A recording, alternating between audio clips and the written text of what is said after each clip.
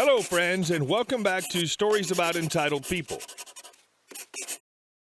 Let's start our video with another family dispute sprinkled with a little bit of revenge. But before we begin, don't forget to subscribe to our channel if you're new here and turn on notifications so you don't miss a new video every single day. Former mother-in-law used too much salt in her food. Asked her to tone it down. She refused. Okay. I've suffered through chronic migraine since I was a kid. Something important for every migraine sufferer to know are their triggers. Triggers are the things in your life that are most likely to start a migraine. For some, it may be extreme heat. For others, it's stress. For me, it's salt. I can't have a lot, and if I do, a migraine will start almost right away. Due to this, I can only have Chinese food every once in a while, and I have to be very careful to read labels for sodium content. Migraines hurt like a mofo, but can also send me to the ER, which is expensive. My ex-mother-in-law, I'll call her Karen, loved to cook and added too much salt to everything. It didn't take me long to notice that right after eating a meal prepared by her, my head would start beating like a drum. We had dinner with them every Sunday, so my ex went to Karen, explained my situation, and asked her to tone down the salt. Karen was not happy. She thought changing the ingredients of her food would alter the taste too much. She agreed to cut back, but the very next time we had dinner with them, I went home feeling like my head was going to explode, and I knew she hadn't. My wife asked her about it later, and Karen said she'd originally cut the salt, but after tasting it, decided it wasn't flavorful enough and added it back in. She told my wife she wouldn't sacrifice flavor for me, so that's the last time we had Sunday dinner there. Months later, we had to go there for a birthday party. We arrived early, hours from dinner, so Karen hadn't yet started cooking. I was in the kitchen getting a beverage and saw her precious salt shaker sitting on the counter. I picked it up, went in the pantry, and hid it behind some boxes of cereal. While there, I saw the round refill container, grabbed that too, and hid it too. Hours later, Karen's cooking and we hear a commotion. She's upset she can't find her salt shaker. She goes into the pantry, complaining that she also can't find the large container either. My wife and I were sitting outside, acting like nothing was out of the ordinary.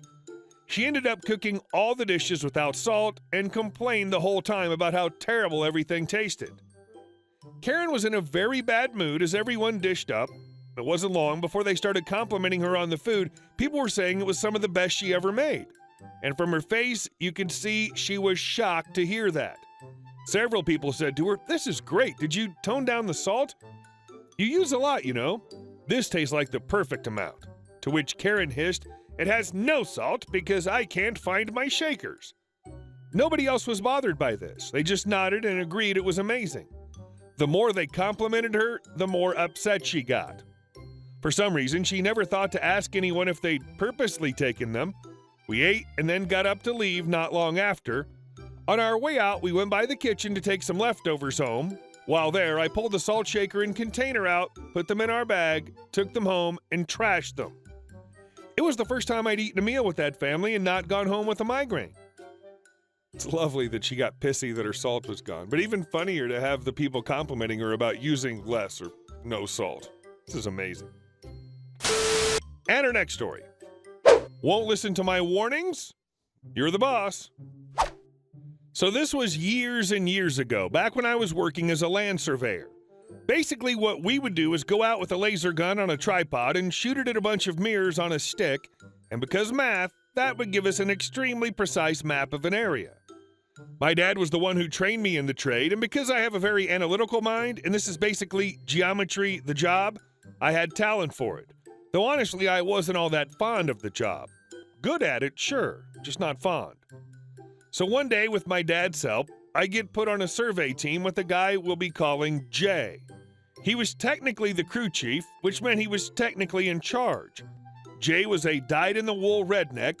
He listened to conservative radio, thus forcing me to do the same, drove a beat-up old pickup truck, lived in an apartment complex that somehow had a rusted-out car sitting on its front lawn, and had a stubborn streak Texas tall and fueled by his utter surety that he knew better than every damn person else. I never heard him say anything to confirm it, but if I'd seen a Confederate flag on his truck, it wouldn't have been out of place.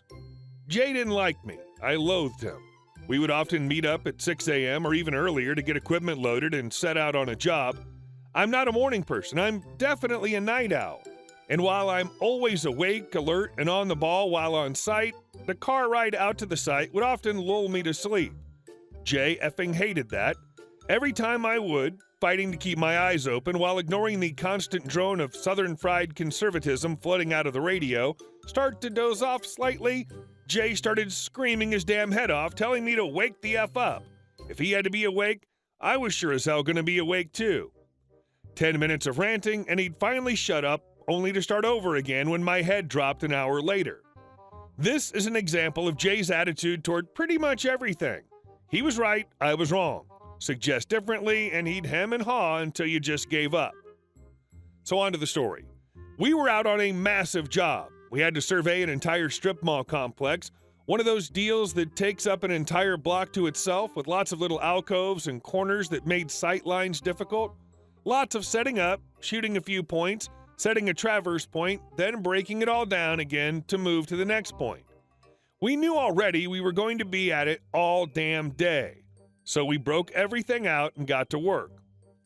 So as the crew chief, one of Jay's responsibilities was that he would plan our traverses. He would choose the vantage point he thought we could get the most relevant data recorded from, set the traverse, and let me shoot it in. And then we would switch positions. I'd set up the instrument and data collector on the traverse. He'd get a backsight from our old setup location so the instrument could orient itself and knew what direction it was facing. Then he would go around with the prism and take the readings.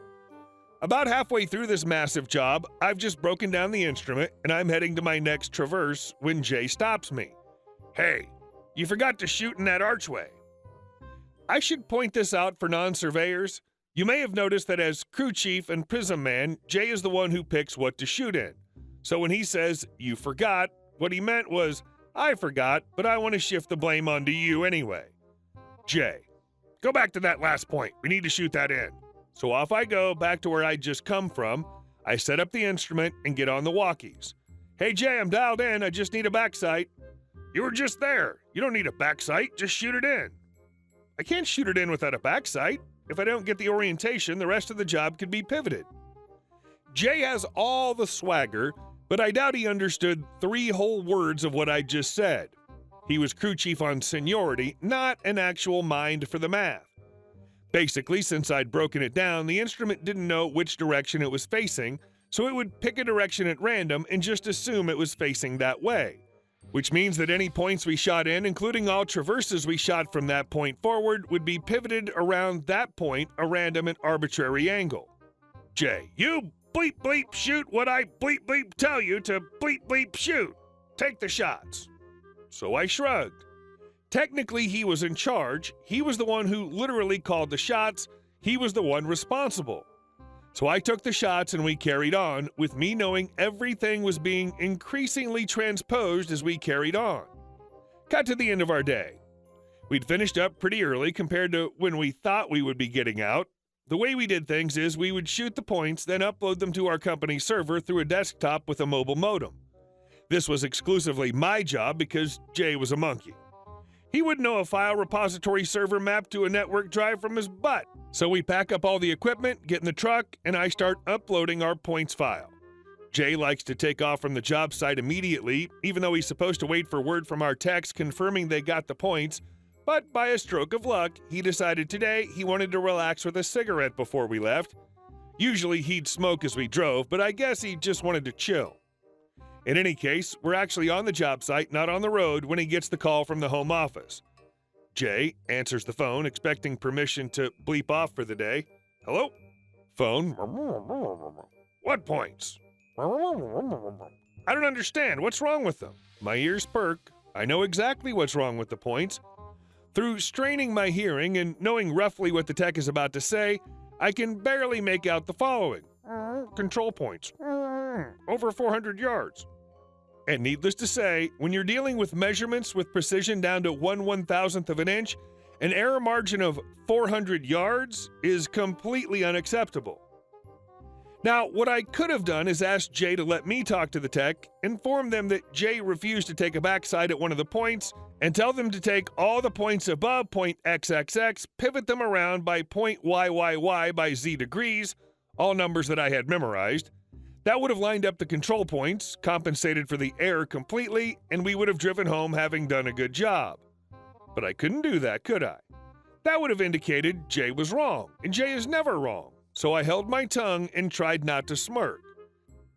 So minutes later, we're piling out of the truck and grabbing all the equipment again so we can set back up on the point Jay effed up on, with a backsight this time, go figure, and reshoot every single point in the back half of the job we just completed. I didn't mind. I was being paid to watch Jay curse and fume and complain, with us both knowing I was the one who'd warned him about the issue. Of course, he keeps blaming me for the F-up, but I just take that as an occupational bonus. In the end, Jay got balled out by the big boss for wasting company time and money. My dad told me his check got docked for the screw-up. Me? I got overtime. After all, Jay was the one responsible for the accuracy of the data. I was just the monkey pushing buttons on the instrument. Wow, that guy sounds like a piece of work. I bet he didn't learn from this incident at all. Hey guys, thank you all for watching the video. I'll see you in the next one.